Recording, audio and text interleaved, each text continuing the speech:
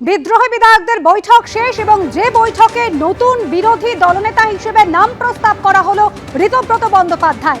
উজ্জ্বল মুখোপাধ্যায় আমাদের প্রতিনিধি সরাসরি রয়েছেন আমাদের সঙ্গে। উজ্জ্বল, একেবারে 58 জন বিধায়কের সই সম্বলিত চিঠি স্পিকারকে দেওয়া হয়েছে, কি হলো বৈঠকে?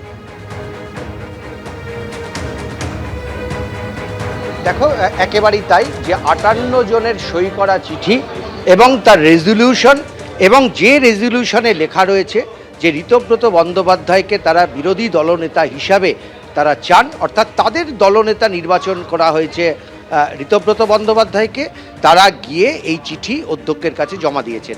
শুধু চিঠি তারা জমা দেননি, এক্ষেত্রে কিন্তু এই বিধায়করা তারা সশরীরে উপস্থিত হয়েছিলেন অধ্যক্ষের ঘরে, এবং অধ্যক্ষের ঘরে গিয়ে তারা কিন্তু বলেছেন যে তারা এই চিঠির সপক্ষে রয়েছেন। তারা আজকে এইখানে বসে মিটিং করে এই সিদ্ধান্ত তারা গ্রহণ করেছেন এবং বিরোধী দলনেতা হিসেবে ঋতব্রত বন্দ্যোপাধ্যায়কে তারা মনোনীত করেছেন, তাকে স্বীকৃতি দেওয়া হোক। এখন গোটা প্রসঙ্গটাই হচ্ছে অধ্যক্ষের ওপরে।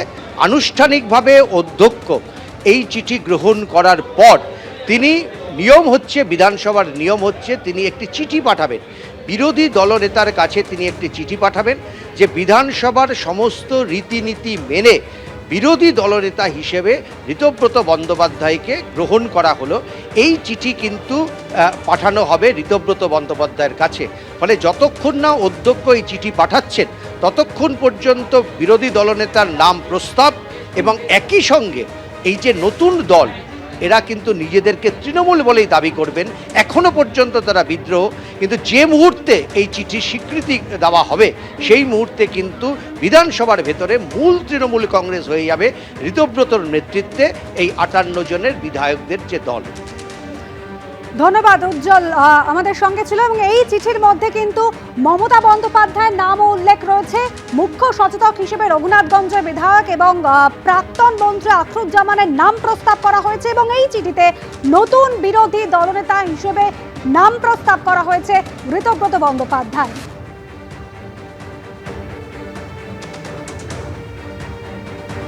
দেখতে পাচ্ছেন সেই ছবি। এই বিদ্রোহী বিধায়করা তারা স্পিকারের কাছে এই চিঠি নিয়ে, যে চিঠি তারা সই করেছেন 58 জন বিধায়ক, তারা সেই চিঠি জমা দিচ্ছেন স্পিকারের কাছে, যেই চিঠিতে নাম প্রস্তাব করা হয়েছে ঋতব্রত বন্দ্যোপাধ্যায় বিরোধী দলনেতা হিসেবে।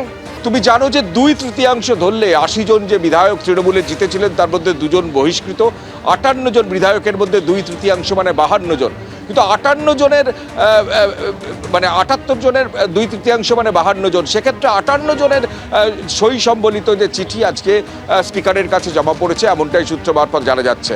এবং আরও 2-1 জন তাতে সই করবেন বা সমর্থন জানাবেন, এমনটাও জানা যাচ্ছে।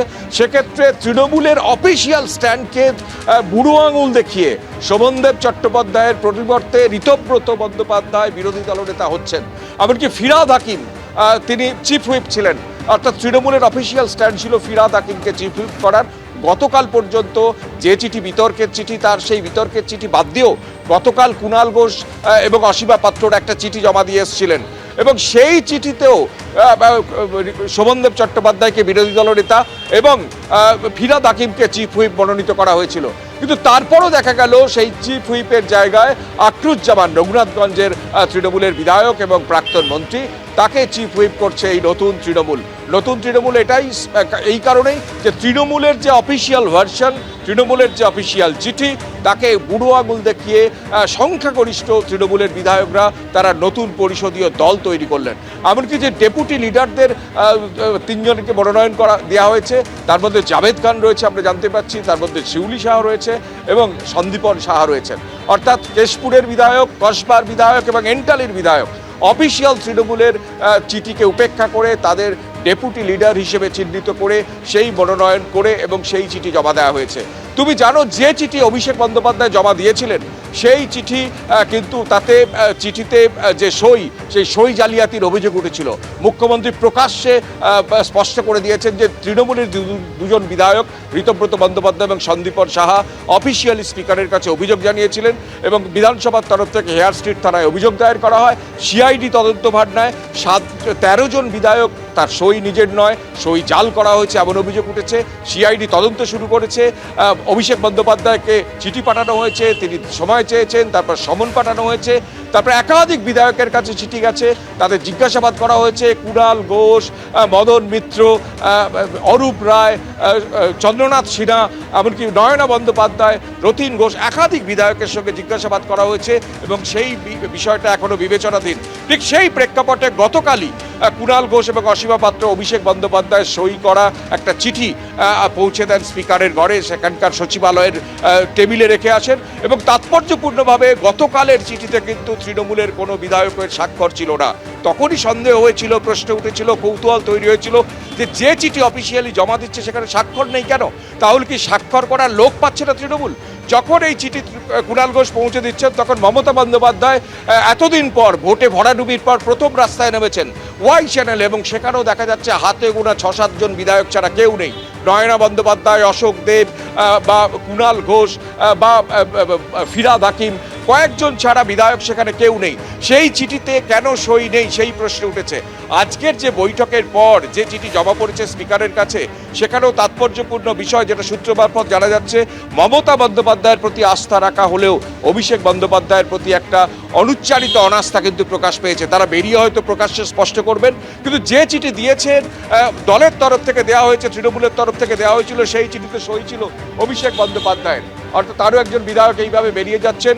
অর্থাৎ বঙ্গ রাজনীতিতে একটা চূড়ান্ত মানে পালাবদলের একটা ইঙ্গিত দেখা গেল, যেখানে তৃণমূলের অফিসিয়াল যে মমতা বন্দ্যোপাধ্যায়ের মানে চিহ্নিত করা বা মমতা বন্দ্যোপাধ্যায়ের দলের পাঠানো চিঠি, সেই চিঠির ব্যক্তিদের উপেক্ষা করে সরিয়ে দিয়ে নতুন ব্যক্তিদের মনোনীত করে নতুন পরিষদীয় দল তৃণমূলের তৈরি হচ্ছে, একটা নতুন তৃণমূল তৈরি হচ্ছে। এখন স্পষ্ট যে তৃণমূলের যে 80 জন বিধায়ক জিতেছিলেন, 2 জনকে বহিষ্কার করা হয়েছে, তারা আদৌ কি মমতা বন্দ্যোপাধ্যায়ের নিয়ন্ত্রণাধীন, আদৌ কি অভিষেক বন্দ্যোপাধ্যায়ের নিয়ন্ত্রণাধীন? তা যে নয় সেটা আজকে স্পষ্ট হয়ে গেছে, কারণ অফিসিয়াল চিঠিকে উপেক্ষা করে তারা আজকে বিধানসভায় ঢুকেছেন, বৈঠক করেছেন, সমান্তরাল পরিষদীয় দলের নেতা কারা হবে তা ঠিক করেছেন বিরোধী দলের। সব মিলিয়ে একটা বিষয় স্পষ্ট যে মমতা বন্দ্যোপাধ্যায়ের মুখ দেখে যে এত ভোটে জিতেছে, তিনি বলতেন যে 294টা কেন্দ্রেই তিনি প্রার্থী এবং মমতা বন্দ্যোপাধ্যায়ের নিয়ন্ত্রণ বা রাশ আর দলের মধ্যে নেই। মমতা বন্দ্যোপাধ্যায় বা অভিষেক বন্দ্যোপাধ্যায়ের চিঠি তাকে উপেক্ষা করে নতুন চিঠি দিয়ে সমান্তরাল কিন্তু পরিষদীয় দল তৈরি হয়েছে এবং কিছুক্ষণের মধ্যেই তারা বেরিয়ে সাংবাদিক বৈঠক করবেন এবং তাদের তীর কোন দিকে থাকে, অভিষেক বন্দ্যোপাধ্যায়ের দিকে না মমতা বন্দ্যোপাধ্যায়ের দিকে না শুধুমাত্র অভিষেক বন্দ্যোপাধ্যায়ের দিকে, সেটা রাজনৈতিকভাবে খুব তাৎপর্যপূর্ণ হবে। একেবারে কৃষ্ণেন্দু, এই যে রাজনৈতিক পট পরিবর্তন হলো গত মাসে, যে পালাবদল হলো, তার মধ্যেও কিন্তু একটা নজিরবিহীন পরিবর্তনের সাক্ষী থাকতে চলেছে এই রাজ্য। নতুন বিরোধী দলনেতা হিসেবে নাম প্রস্তাব ঋতব্রত বন্দ্যোপাধ্যায়ের। যে সিদ্ধান্ত অর্থাৎ মমতা বন্দ্যোপাধ্যায় এবং অভিষেক বন্দ্যোপাধ্যায় নিয়েছিলেন, গতকালও আমরা দেখেছি কুণাল ঘোষ এবং অসীমা পাত্র তারা বিধানসভার সচিবালয়ে আসেন এবং একটি চিঠি জমা দেন, যে চিঠিতে শুধুমাত্র তৃণমূল সাংসদ অভিষেক বন্দ্যোপাধ্যায়ের স্বাক্ষর ছিল এবং বিরোধী দলনেতা হিসেবে শোভনদেব চট্টোপাধ্যায়ের নাম প্রস্তাব করা হয়েছিল।